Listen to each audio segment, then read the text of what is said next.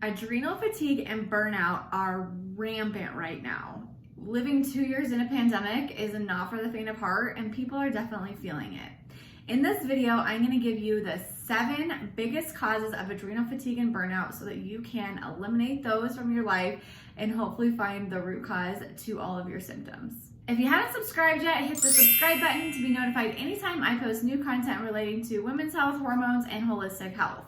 There are so many different factors of adrenal fatigue and burnout, you guys. I also call adrenal fatigue HPA axis dysfunction. Some Western doctors do not use the phrase adrenal fatigue, which is totally fine. I don't care what you call it. The fact of the matter is that stress does cause this stress hormone exposure, and that can definitely lead to a lot of the adrenal fatigue symptoms that we hear about. And so I'm going to go through these 7 contributors to these things, and hopefully you guys can get some insight into that. I've helped heal hundreds of patients with this, and my course, Heal Your Hormones Masterclass, is really specifically about this. We talk about cortisol and adrenaline, the 2 stress hormones, as being such a huge contributor to so many of our symptoms that we feel, like fatigue and energy, like lulls or crashes, insomnia, trouble falling asleep, low immune function, anxiety, depression, brain fog, muscle aches and joint aches, digestive issues, period issues, hot flashes, night sweats. There's so many different things that really cause this, or so many symptoms associated with this. And so I want to go through these 7 things with you today. So as I was saying, adrenal fatigue comes from literally just too much stress. Your body has a brain, obviously your hypothalamus and pituitary gland communicates with something called the adrenal glands, which produces stress hormones. So your brain detects a threat, a danger, something scary, something not right, and says, hey, adrenal glands, why don't you produce a bunch of cortisol and adrenaline just to make sure that we're okay? And it compensates for that. So it produces, makes your heart rate faster, it makes your pupils a little bit more dilated in this fight or flight response, it gives more blood and oxygen to your muscles in case you need to fight or flee. So it does things to help you get out of this stress. But over time, if your body just keeps asking, or your brain rather keeps asking for it over and over and over, eventually your body has a hard time keeping up with the demands. Acutely, cortisol levels go up. Long term, they start to plummet because, like I said, your body just can't keep up with the demand of this stress any longer. And so your cortisol levels plummet, which then tends to make sex hormones like estrogen and progesterone, testosterone, DHEA. Those things plummet. Your neurotransmitters are affected, like serotonin and dopamine. Your digestive system is impacted. Inflammation increases. So there's all kinds of different, compensationary things that really do happen. When I talk about stress, this can be physical, mental, or emotional stressors. So physical things are things like injuries, illnesses, lack of eating, over exercising, lack of sleep, those types of things. Mental emotional stressors are things like being in toxic relationships, being a perfectionist, putting too much pressure on yourself, being type A, constantly berating yourself and telling yourself that you're not good enough, constantly being overwhelmed, constantly, listening to other people and their toxic behavior, being in toxic work environments. All of these things also contribute to adrenal fatigue because they also feel unsafe to your brain. And when your brain feels unsafe, it's going to say, we need to go into this other state to kind of make sure that we can get ourselves out of this situation if we need to. So I don't know in the comments, have you been diagnosed or, suspect that you might have adrenal fatigue? Let me know in the comments what your experience has been. You're not alone. I've struggled with this so many times in my life, you guys, like 3 different times, 2 postpartum and 1 when I was actually, ironically, in acupuncture school. Was one of the worst times of my life for adrenal fatigue symptoms. It was a great time, but I definitely put a lot of pressure on myself. It was stressful. I was overworking, undersleeping, all of those different things. So let me know in the comments kind of what your experience has been. All right, so I gave you physical, mental, and emotional stressors are what causes adrenal fatigue, just too much stress, literally. And so I want to go through some big things to kind of give you some food for thought so you can be like, oh, yeah, this is actually really going on in my life. So number 1, big life events, things like divorce, childbirth, or the addition of a new family member, even if you didn't birth the child, which obviously is depleting in itself, pregnancy and postpartum, but even like adoption or just, the addition of a family member can contribute to that.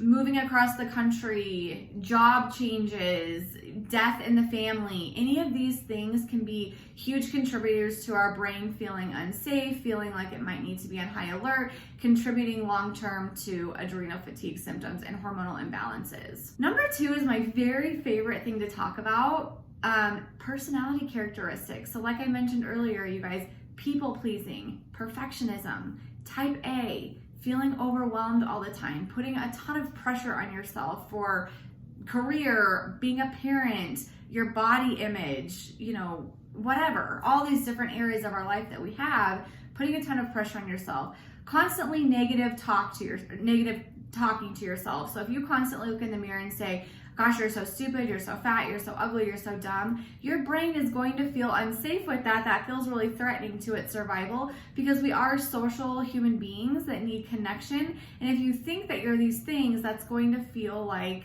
threatening. So look at those things. Again, this is not a comprehensive video and talking about how exactly to erase perfectionism. I am a recovering perfectionist. I get it. It is something that is definitely challenging to overcome, but I promise you, acknowledgement, the fact that you are a perfectionist and that you want to change that, is the first step. I think a lot of perfectionists actually don't want to change. I went through that in my own life, where I thought perfectionism was actually a great personality trait and a virtue. And the thing is, a lot of people around you might think it is, right? Because you're the overly responsible one. They know that you'll take care of things. They know that your work will be perfect. They don't have to micromanage you as an employer or something like that. So for a lot of people, it actually is helpful to have you as a perfectionist, but for yourself, it's not. And for people who are close to you, sometimes the perfectionism can actually really bleed into anxiety, which can also be more detrimental to relationships too. So acknowledgement of perfectionism is, in my opinion, the very first step at overcoming it. And again, that willingness to want to change it, the willingness to say perfectionism is not a thing. It's not an option. There is no such thing as perfectionism in any regard ever. And so it kind of acknowledging that and saying okay, I'm going to let myself feel some of these imperfections of myself and some of the areas that I want to be a perfectionist in, trying to kind of challenge those things has been really helpful for me. Number 3 is catastrophic thinking, which I also have definitely struggled with in my life. I think a lot of people who have gone through traumas in their life, whether that's as little kids, maybe you felt abandoned, maybe you didn't feel loved, maybe you didn't feel respected, whatever, to big events like when my dad passed away unexpectedly. That was a huge, huge shock. And then 6 weeks later, my best friend also passed away in a plane accident. So again, another huge shock. That definitely gets stored in our subconscious, and our brain definitely changes when big things like that happen. So if you've gone through different traumas, it's really easy for your brain to say, okay, that was so awful and so scary. We never want to be caught off guard like that. And so it constantly goes to the worst case scenario, overthinking it, catastrophic thinking, to basically prepare you for the worst case scenario.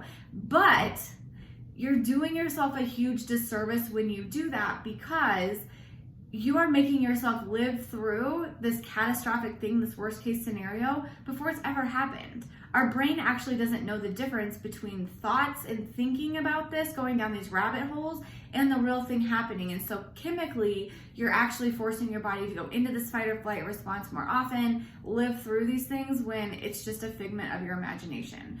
So I've done a lot of therapy around this, to be honest, and I think I suggest my patients do too.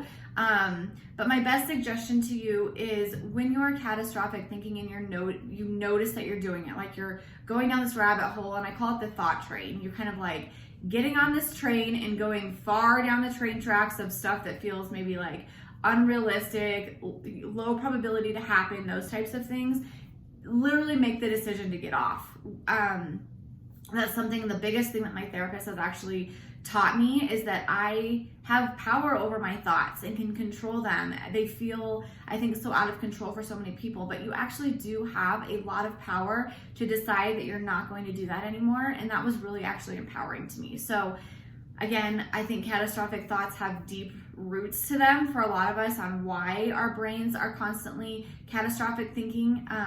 And so sometimes going back into your past with a therapist can be really helpful at kind of unpacking that. Dietary stuff can cause adrenal fatigue. If you're constantly someone eating the standard American diet with a bunch of inflammatory foods, excessive coffee consumption, excessive sugar, flour, those types of things, those are going to be inflammatory to you and can really cause a lot of stress because of that inflammation. So inflammatory foods, for the most part, dairy can be inflammatory, not for everybody, but for some people. If you have a history of things like allergies, hay fever, frequent ear infections as a child, tonsillitis as a child frequently, sinus infections, those types of things, you may have a sensitivity to dairy. There's a part of dairy that's called A1 casein protein, and that is inflammatory for a lot of people. So kind of look at that and see if that might be inflammatory for you. Different oils, so things like vegetable, canola oil, grapeseed oil, those things are also very inflammatory. We want to switch to more like non-inflammatory oils, so things like avocado oil, olive oil, coconut oil, those tend to be better options and less inflammatory. Watching our sugar consumption, so you don't have to give up sugar. You do not have to say, I'm not going to eat any sugar anymore, I'm going to give up all of it. But watch your added sugar consumption. Just make sure that you're eating more whole foods, getting those micronutrients in. When we're under stress, our minerals actually are depleted because they are needed to fuel the stress response. So things like calcium, potassium, magnesium, sodium, all of these really great micronutrients are used to do this, and so you really need to replenish them as much as possible through super nutrient dense foods like fruits and vegetables, animal proteins, healthy oils, bone broth, those types of things. I talk about adrenal cocktails a lot, which is 1 serving of orange juice, so 2 to 4 ounces of an orange juice, or lime juice or lemon juice, some citrus for the vitamin C. Vitamin C is imperative for our adrenal glands. About 2 ounces or so of coconut water. That can be super helpful for all of the electrolytes and all the micronutrients. And then like 1/4 teaspoon of sea salt. Sea salt is also very mineral dense, and all of those minerals can be super helpful at just flooding your body with those micronutrients and supporting your adrenal glands a little bit better. So I'll leave the recipe for that down in the description below as well, but the adrenal cocktails are super helpful. Excessive coffee consumption, you guys, fasting and using coffee for breakfast. I did a whole video on intermittent fasting. I will go ahead and post that in the description below as well. But fasting, using coffee for breakfast is literally pouring adrenaline into your system. Coffee is an upper, it's adding like adrenaline to your body. And so if you're doing that all day long, you're doing it, you're feeling really fatigued, and so then you have an afternoon cup or whatever, it's impacting your sleep at night. Vicious cycle that's definitely fueled by the excess caffeine consumption. So wean yourself off caffeine slowly and find different things. Like I've noticed that caffeine, I'm super sensitive to it. It makes me feel really anxious and I hate that feeling. And so I've switched to like a half calf or even decaf coffee most days. I also love the Four Sigmatic Lion's Mane elixir. In the afternoon, it's non-caffeinated, but it is like, they describe it as like a hug for your brain. If you're having like brain fog, just feeling fatigued, whatever, that's a really helpful product to just sip on. Bone broth is also helpful to sip on in the afternoon if you have that afternoon energy crash, as well as if you have that afternoon energy crash, just get up and get moving. A lot of us are sitting at our desk, working on our computer, napping when the kids nap, whatever, and we're sedentary, so our body doesn't have a great reason to have any sort of cortisol output. So sometimes just like a brisk, couple minute walk or walking out to get the mail, just kind of moving around a little bit is enough to kind of boost that up a little bit and help your energy level. Number 5 is lack of sleep. So many of us have so much to do. We feel overwhelmed. We need downtime. I know a lot of moms out there choose to scroll their phones, watch Netflix, those types of things in the wee hours of the morning or late at night because that's the only time they feel like they can get alone time.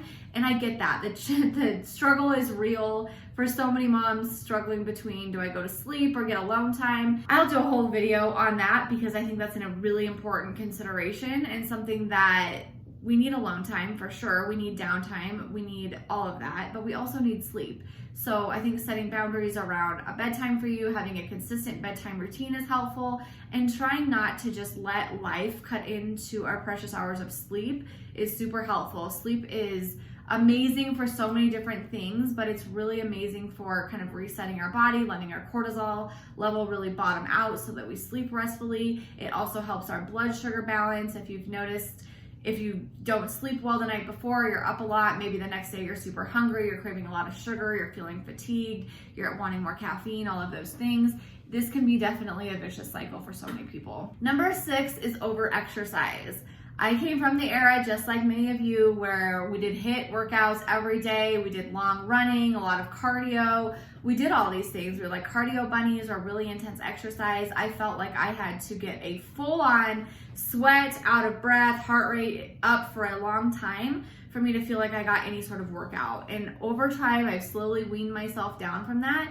But that is detrimental. Too much exercise in combination with too much stress can definitely increase a lot of inflammation and adrenal fatigue. And number 7, like I mentioned earlier with the physical stuff, injuries, infections, illnesses, that puts a lot of stress on the body to try to heal that, try to overcome that. And so those things can leave us feeling a little bit depleted, a little bit burned out, a little bit fatigued for a little while. So my suggestion, if you're, depending on what that looks like for you, obviously that's a broad range of things, but really get in micronutrients. So drink that adrenal cocktail, drink bone broth, eat your vegetables and fruit, get your potassium in. Potassium is something that not a lot of us get in very often. It's a hard micronutrient and it's super, super important. So fruit is a great way, electrolytes, coconut water, those types of things are super helpful in recovering from illnesses, infections, and injuries. If you want a free guide titled 6 Evidence-Based Habits to Healthy Hormones, go to the link in the description below, alliedamron.com/habits. It's just 6 evidence-based habits that you can do, super simple things to maintain healthy hormones. It goes a lot with the things that we talked about here today. So again, alliedamron.com/habits.